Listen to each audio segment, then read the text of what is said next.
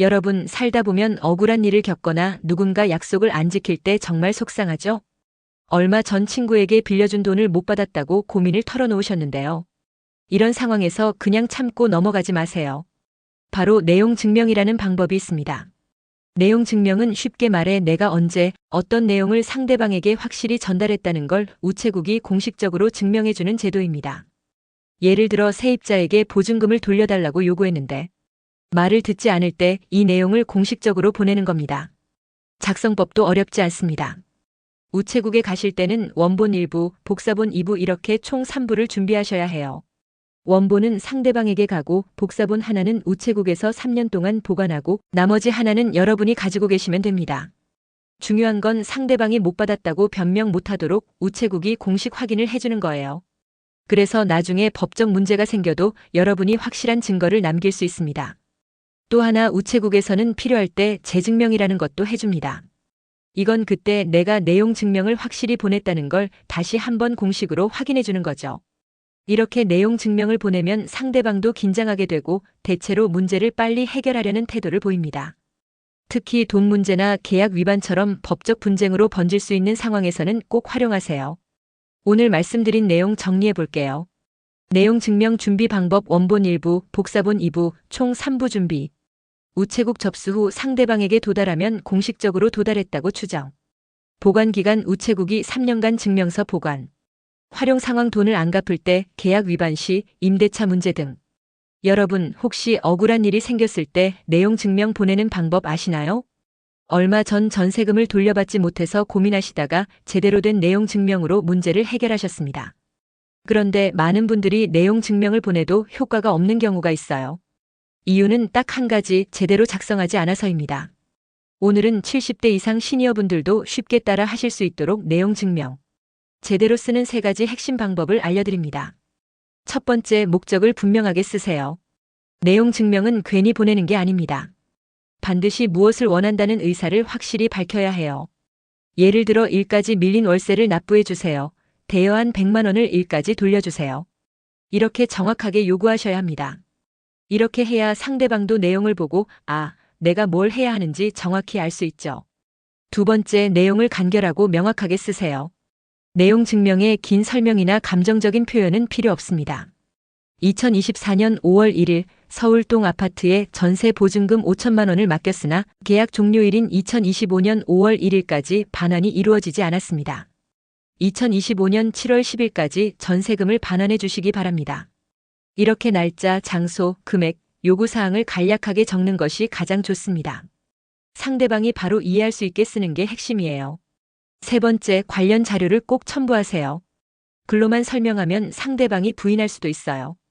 계약서, 이체 내역서, 문자 메시지 캡처 등 증거가 되는 자료를 함께 첨부하세요. 예를 들어 72세 김순희 어르신은 친구에게 빌려준 돈을 받지 못했을 때 계좌 이체 내역을 내용 증명에 함께 첨부해서 확실한 증거를 남겼습니다. 정리해 볼게요. 목적을 정확히 쓰기, 언제까지 뭘 해달라는지 분명하게, 간단 명료하게 작성, 상대방이 바로 이해하도록.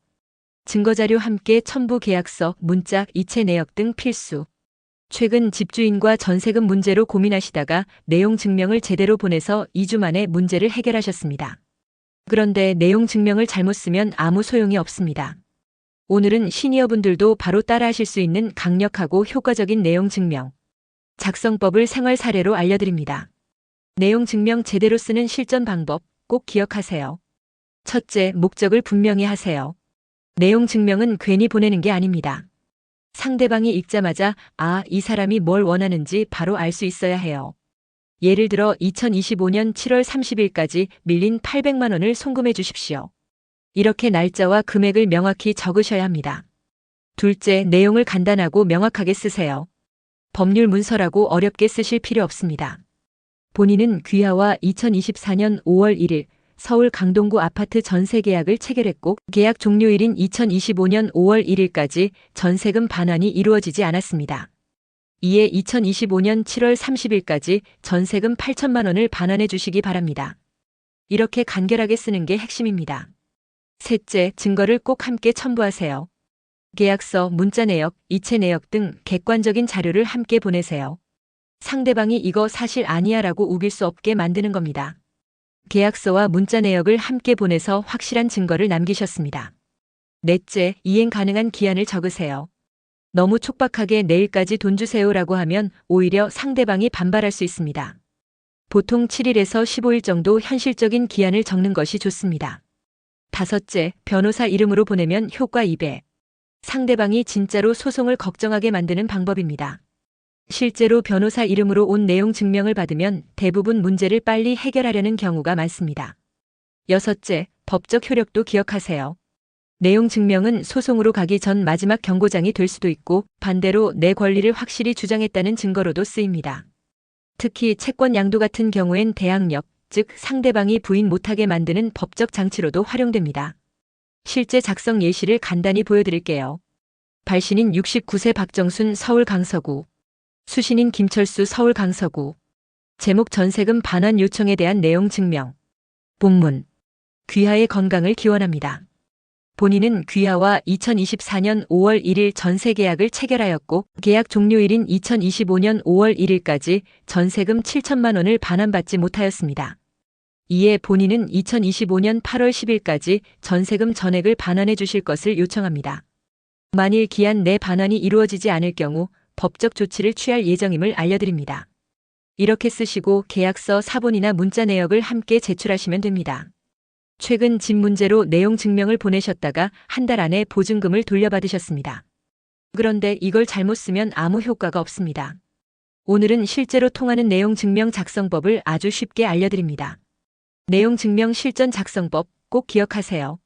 먼저 구체적으로 법률 관계를 적으세요. 예를 들어 이렇게 쓰시면 됩니다. 본인과 귀하 사이에는 2022년 3월 10일 대구 북구 아파트 304호 임대차 계약이 체결되었습니다.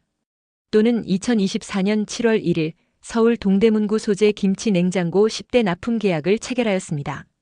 이렇게 계약 내용이나 물건, 날짜를 정확하게 적어야 상대방이 아, 이 이야기구나 하고 바로 이해합니다. 그 다음 요구사항을 분명히 적으세요.